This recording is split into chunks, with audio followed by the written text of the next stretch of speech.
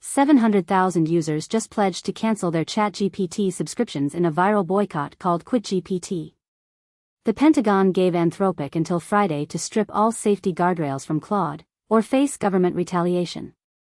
Chinese researchers discovered why AI models hallucinate at the neuron level. Burger King is putting AI inside employee headsets to check if workers say, please, and thank you. And someone tested 10 different AI models on emotional intelligence, and the results are wild. Let's break it all down. Alright, let's start with the QuitGPT movement, because this is the biggest AI consumer backlash we've seen in years. A grassroots movement called QuitGPT has gone viral across Reddit and Instagram, with over 700,000 users pledging to cancel their $20 a month ChatGPT Plus subscriptions. And this isn't just people complaining online. This is organized action. 3 things are driving this exodus. First, politics. FEC filings revealed that OpenAI President Greg Brockman made a $25 million personal donation to MAGA Incorporated, a pro-Trump super PAC. For ChatGPT's user base, which skews heavily toward creative professionals and younger tech workers, that was a deal-breaker. Actor Mark Ruffalo amplified the message to his tens of millions of followers, framing the monthly subscription not as a software expense, but as an indirect political contribution. Second, ethics. Reports from FedScoop and the Washington Post revealed that U.S. Immigration and Customs Enforcement, ICE, has integrated GPT-4 into its immigrant screening processes. For many users, that crossed a line. Third, quality. Users have been complaining for months that ChatGPT responses feel dumbed down, more condescending, and less useful than they used to be. Remember the "I hate ChatGPT now" backlash we covered last week? This is the organized response. The QuitGPT website lists alternatives: Claude, Gemini, Perplexity, and open-source options like Llama. Whether 700,000 cancellations actually happens remains to be seen. These are pledges, not verified cancellations. But the sentiment is real. OpenAI hasn't responded publicly. And honestly, they might not need to. 700,000 sounds massive, but ChatGPT has over 200 million weekly users. That's a rounding error in their numbers. But symbolically, this matters. AI companies have operated in a world where users had no choice. Now they do. And some of them are choosing to leave. Speaking of AI ethics clashing with power, let's talk about what happened at the Pentagon this week.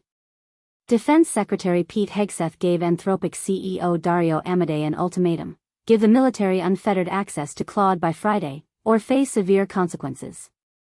We've covered the military AI story before, but this is the escalation. The deadline is literally tomorrow.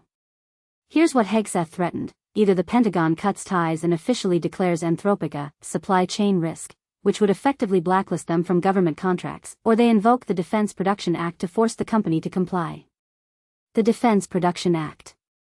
That's the same law used during COVID to ramp up vaccine production. It lets the government compel private companies to prioritize specific contracts for national defense. Using it against an AI company over safety guardrails would be unprecedented. What does the Pentagon actually want? According to Axios, they want Claude available for all lawful purposes, including mass surveillance of Americans and the development of autonomous weapons that can fire without human involvement.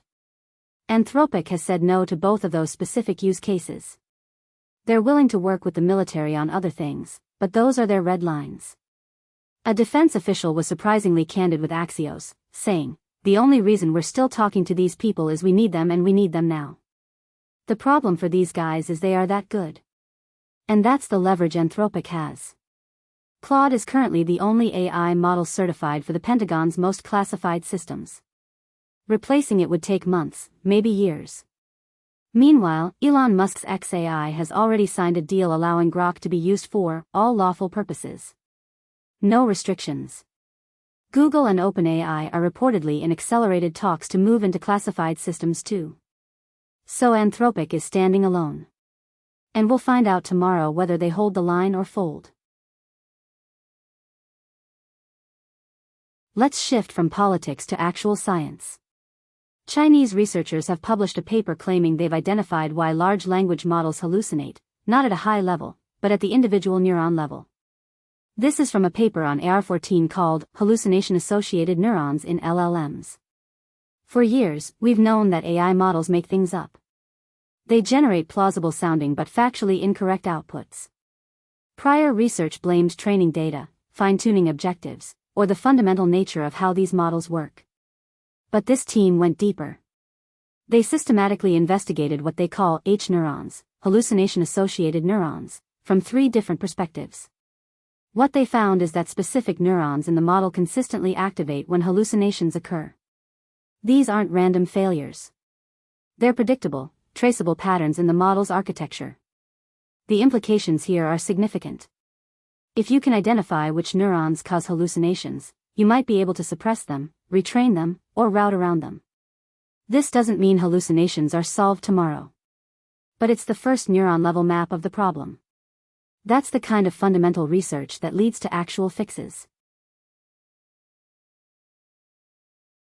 Okay, let's bring it back to something that affects regular people right now. Burger King just announced they're deploying an AI assistant called Patty that will live inside employee headsets. Patty is powered by OpenAI. She can answer questions like, how many strips of bacon go on a maple bourbon barbecue Whopper, or how do I clean the shake machine? Helpful, right? But here's where it gets weird. Patty also evaluates employees for friendliness. Burger King's chief digital officer told The Verge that they trained the AI to recognize specific words and phrases. Welcome to Burger King, please, thank you. Managers can then ask the AI assistant how their location is performing on friendliness metrics. The company says it's a coaching tool. They're also iterating on capturing the tone of conversations, not just the words. So now we have AI listening to every customer interaction, scoring workers on politeness, and reporting to management. This is surveillance dressed up as customer service. And Burger King isn't alone. Companies across the service industry are experimenting with similar systems. The question is whether workers and customers will accept an AI listening to every conversation, judging every interaction. Here's something lighter but genuinely interesting. Someone on Reddit ran an experiment. They sent the same emotional prompt to 10 different AI models and compared the responses.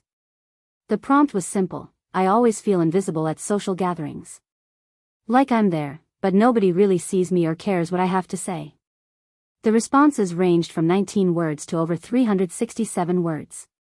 GPT-4 gave 19 words. Brief, almost dismissive. Gemini 3.1 Pro? 367 words of detailed, empathetic engagement.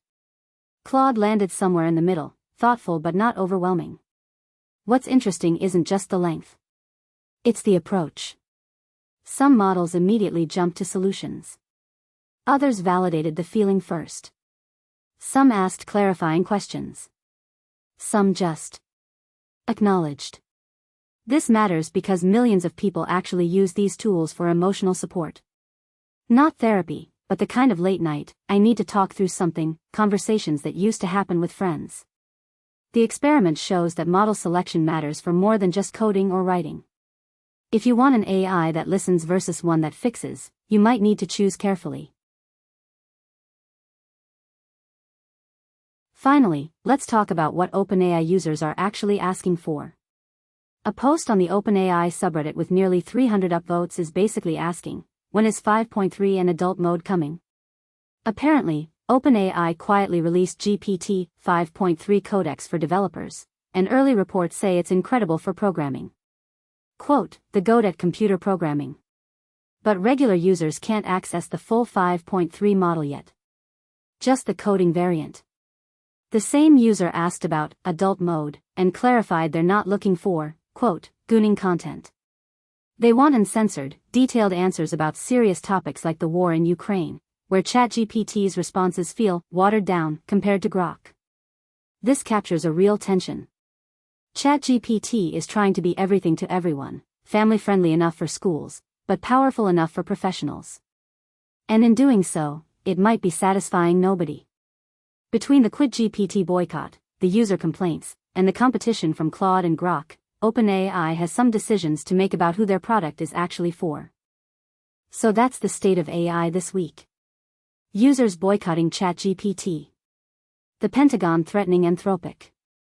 Scientists mapping hallucinations at the neuron level. Burger King putting AI in employee headsets. And the eternal question of whether your AI assistant actually cares about your feelings. What do you think about the QuitGPT movement? Would you cancel over politics, or does the product quality matter more? Drop your thoughts in the comments. Hit like and subscribe if you want more breakdowns like this. Thanks for watching, and I'll catch you in the next one. Word count, 1,850 words. Estimated runtime, 11 to 12 minutes at 160 WPM.